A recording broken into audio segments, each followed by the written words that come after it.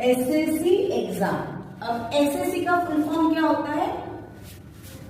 Secondary school certificate. ये 10वीं का होता है, ठीक है। तो ये पेपर देखो, ये सुंदरम का पेपर है। आपके पास बोर्ड के एग्जाम में इसी प्रकार का पेपर आने वाला है। इसमें आपको क्या लिखना है मैं बताती हूँ। देखो यहाँ पे सबसे पहले तो लिखने के पहले इस पेपर को ना, जैसे ही आपके हाथ में पेपर आ जाएगा तो इस पेपर को पहला फोल्ड करना सीखो, क्योंकि जो बोर्ड का पेपर होता है ना बच्चों, उसमें ना थ्रेड होता है। क्या होता है? धागा होता है। तो सबसे पहले पेपर फोल्डिंग में बता दूं। देखो पेपर जैसे ही आपके हाथ में आया, आपको क्या करना है, देखो इस तरह से ना इसको, ये यहाँ पे थ्रेड है, ठीक है। आपको क्या करना है, यहाँ पर इसको इस तरह से ऐसे फोल्ड करना है, ठीक है। इसको ऐसा प्रेस किया, फिर इसको फिर उल्टे बाजू से भी उसी तरह से क्या करना है आपको, समझ में आ रहा है ना, फोल्ड करना है। अब ये क्या हो गया, तुम्हारा बुक की तरह पेपर तैयार हो गया। इसको क्या करोगे, देखो इस तरह से लेके जाके यहाँ पे एक बार ऐसे फोल्ड कर दोगे ना, तो ये पेपर आपको हैंडल करने में बहुत आसान जाने वाला है। अब जब भी तुम पेपर लोगे ना, देखो बिंदास आप ऐसे भी ये कर सकते हो, है ना। एक बुक की तरह हो गया ये, है ना। मतलब एकदम आसानी से आप इसको क्या कर सकते हो, हैंडल कर सकते हो।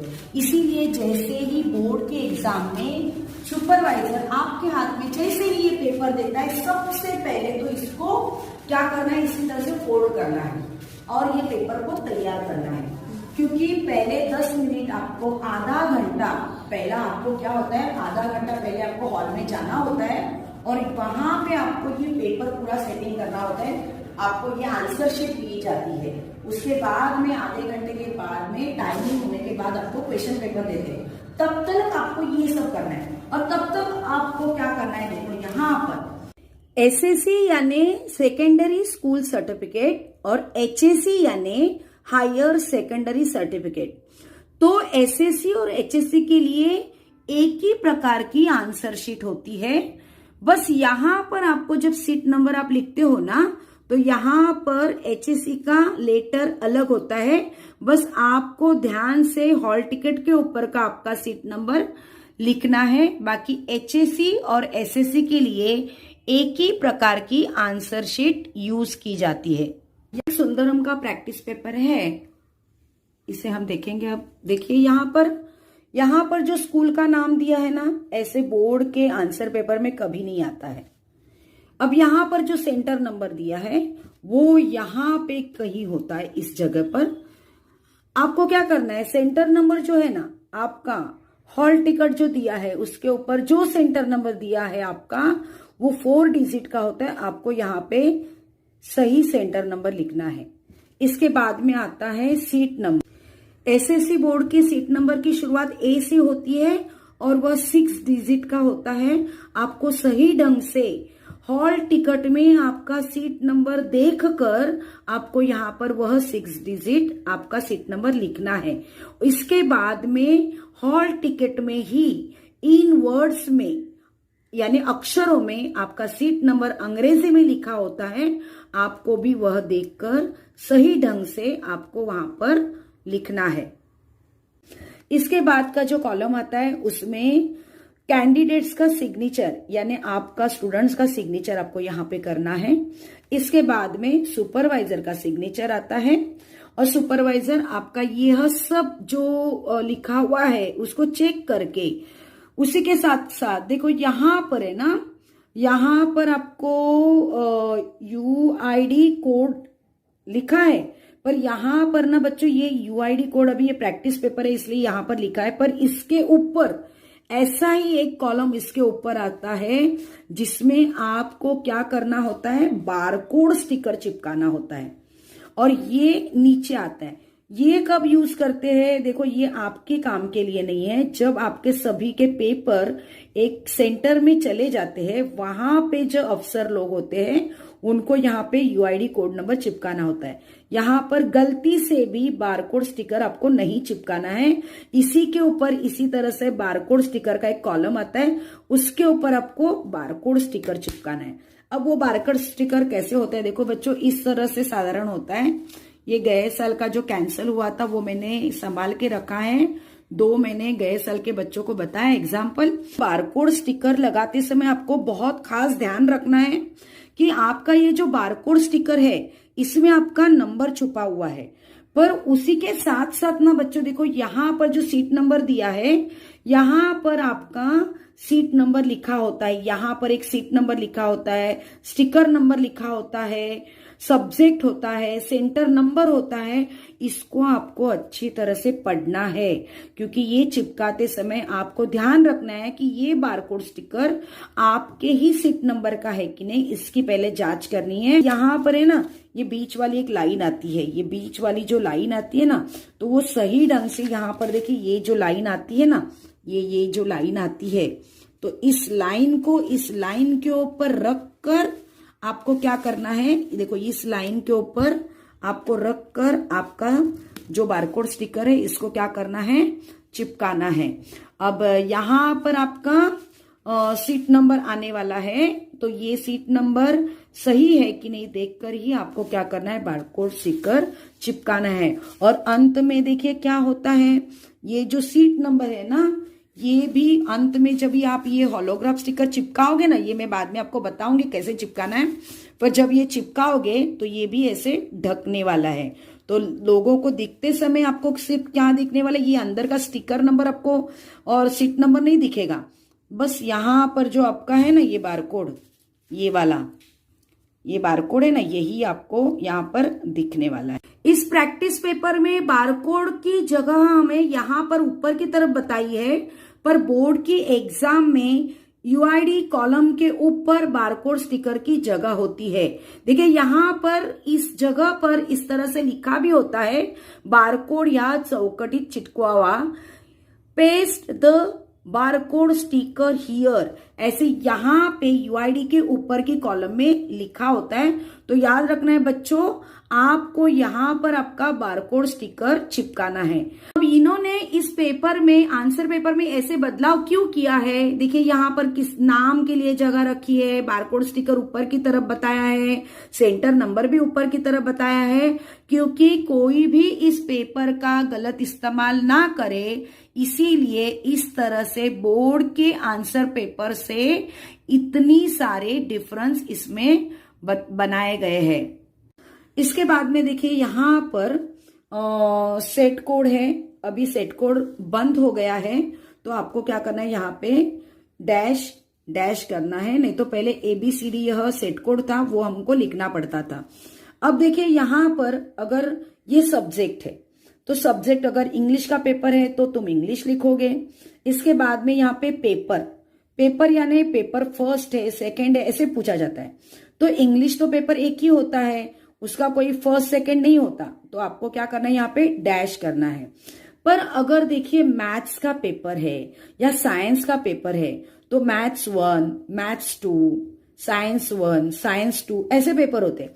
तो मैथ्स 1 अगर पेपर है अलजेब्रा का 1 है और ज्योमेट्री का 2 है, तो मैथ्स का पेपर है अलजेब्रा का, तो यहां पर आप क्या करोगे, पेपर की जगह पर क्या लिखोगे, 1 लिखोगे। मैथ्स 2 होगा तो 2 लिखोगे, इस तरह से आपको लिखना है। अब यहां पर उस दिन की आपको क्या करनी है, डेट लिखनी है। अब ये कॉलम ना बहुत बच्चों इंपॉर्टेंट है, देखो यहां पर दिया है लैंग्वेज ऑफ आंसर, तो गलती से भी ऐसे मत करना, जैसे अगर इंग्लिश का पेपर है तो इंग्लिश के पेपर की लैंग्वेज है इंग्लिश, तो मैंने यहाँ पे इंग्लिश लिखा, ये इस जगह पे इंग्लिश लिखा, या हिंदी है तो मैंने हिंदी लिखा। तो बच्चों ऐसे नहीं करना है, यहां पर आपको क्या लिखना है, आप कौन से माध्यम में से हो, इंग्लिश मीडियम हो तो इंग्लिश लिखना है, मराठी है जैसे हम लोग मराठी मीडियम के हैं तो हम मराठी लिखेंगे, हिंदी मीडियम वाले हिंदी लिखेंगे, उर्दू वाले उर्दू लिखेंगे, गुजराती वाले गुजराती लिखेंगे। इस तरह से यहाँ पर हम हमारी मीडियम लिखेंगे, माध्यम लिखेंगे।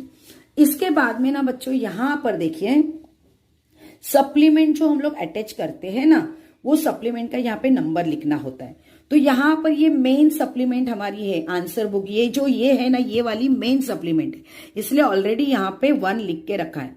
अगर यहाँ पे आपने एक सप्लीमेंट ली तो आपको यहाँ पे नंबर डालना है 1 और 1+1 इज इक्वल टू 2 यहां पर लिखना है। अगर आपने सप्लीमेंट 2 ली तो यहां पे 2 लिखना है supplement, 1+2 is equal to 3 supplement हो गई। आई बात समझ में? इस तरह सप्लीमेंट को आपको यहां पे नोट डाउन करना है। पर ना बच्चों, अगर आपने सप्लीमेंट ली ही नहीं है तब आप क्या करोगे, यहां पे लिखोगे 0, तो 1+0 इज इक्वल टू आप क्या करोगे 1 लिखोगे। अब यहां पर एक बात याद रखनी है, जैसे कोई मैथ्स का पेपर है या ज्योग्राफी का पेपर है, तो मैथ्स के पेपर में जैसे ग्राफ आता है, ज्योग्राफी के पेपर में मतलब ये नकाशा कहते हैं ना हम लोग, भारत का नकाशा हो तो कोई भी देश का नकाशा हो, तो वो नकाशा मैप हमें आता है, तो वो भी सप्लीमेंट में ही गिना जाता है। तो अगर आपने ग्राफ लगाया है मैथ्स के पेपर में, ज्योग्राफी के पेपर में अगर आपने मैप को लगाया है, तो आपको क्या करना है, नंबर 1 डाल के 1+1 इज इक्वल टू 2 आपको लिखना है।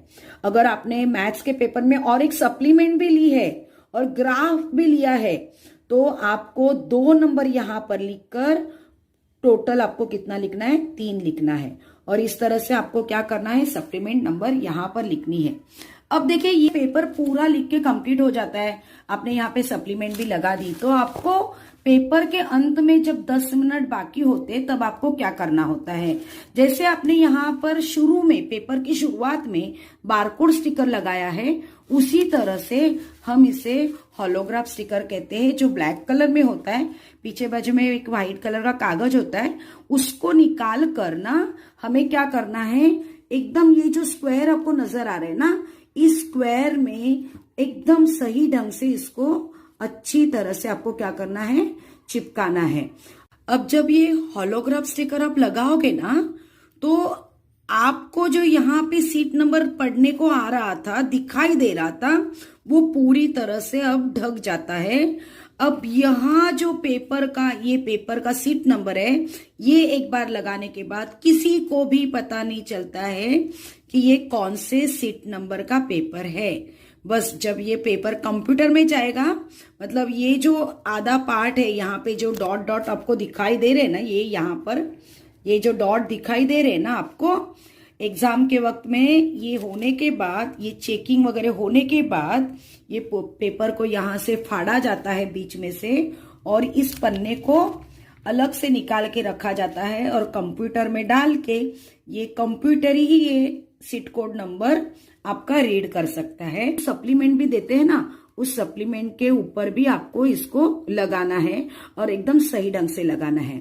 अब इस तरह से आपका पेपर लास्ट के 10 मिनट्स में बचते हैं, तब का ये आपका काम है, ये आपका कंप्लीट हो जाता है। अब यहाँ पर देखो बच्चों, यहाँ पर एक बात बताती हूँ मैं आपको, जब आपके पेपर चेकिंग के लिए जाते हैं एग्जामिनर के पास, तब यहाँ पर ये क्वेश्चन नंबर आपके होते हैं पेपर के, क्वेश्चन पेपर के, और यहाँ पे एग्जामिनर पहले आपका क्वेश्चन पेपर चेक करता है, अंत में वो यहाँ पर टोटल लिखता है अंकों में और अक्षरों में।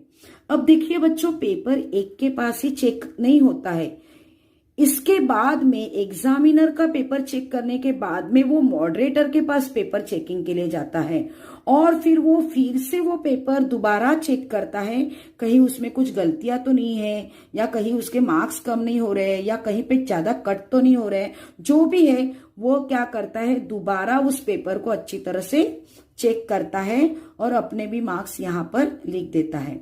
अब देखिए, सिर्फ 2 लोगों के पास ही पेपर चेक नहीं होते, फिर ये एग्जामिनर के बाद में मॉडरेटर, और मॉडरेटर के बाद में चीफ मॉडरेटर भी पेपर चेक करता है आपका, और आपकी इसमें कोई भी गलती ना हो, इसके पास खास ध्यान रख के फिर अंत में आपके मार्क्स यहाँ पे लिखे जाते हैं। तो बच्चों देखो, इस तरह से पेपर चेकिंग होता है।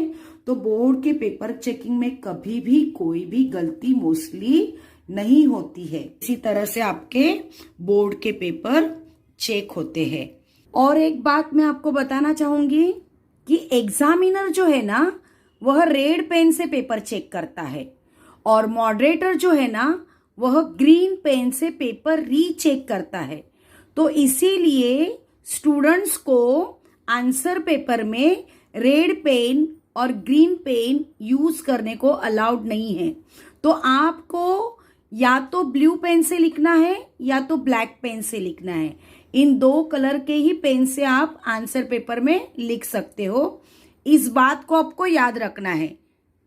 आप ना एग्जाम के समय पर अपना जो एग्जाम सेंटर है वहां पर 1 घंटे पहले जाना है, क्योंकि आपको आधा घंटा पहले ही आपके एग्जाम हॉल में लेने वाले हैं और वहां पर सुपरवाइजर आपके पास से 2 सिग्नेचर लेने वाले हैं। एक तो फॉर्म नंबर 1 पे और फॉर्म नंबर 2 पर जो सुपरवाइजर के हाथों में होता है। तीसरी साइन आपको यहां पर आंसर पेपर में आपको करनी है।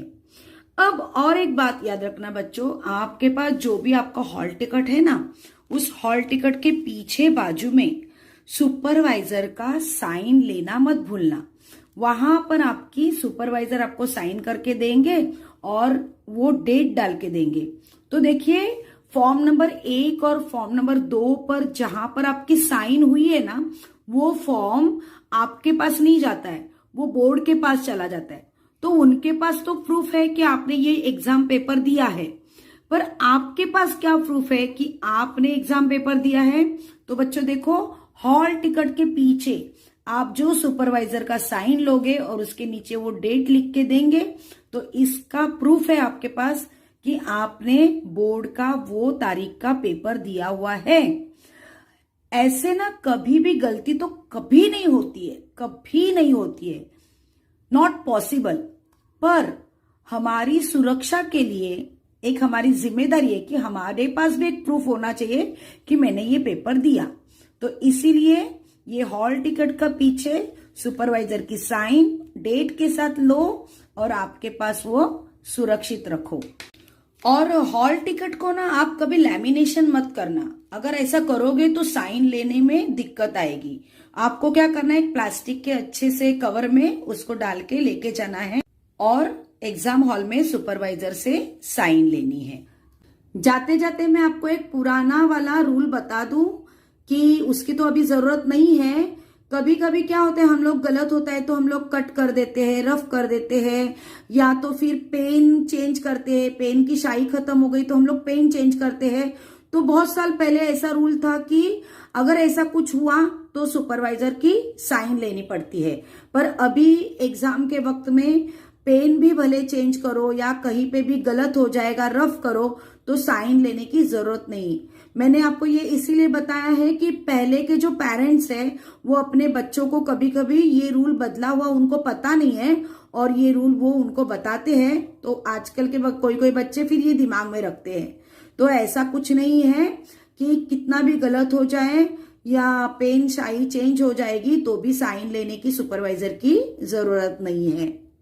आपने मेरे इस वीडियो को अंत तक देखा, इसीलिए मैं सिद्धि सुहास नाइक, गांधी विद्यालय, मालवनी मलाड वेस्ट, आपका तहे दिल से शुक्रिया अदा करती हूँ। धन्यवाद।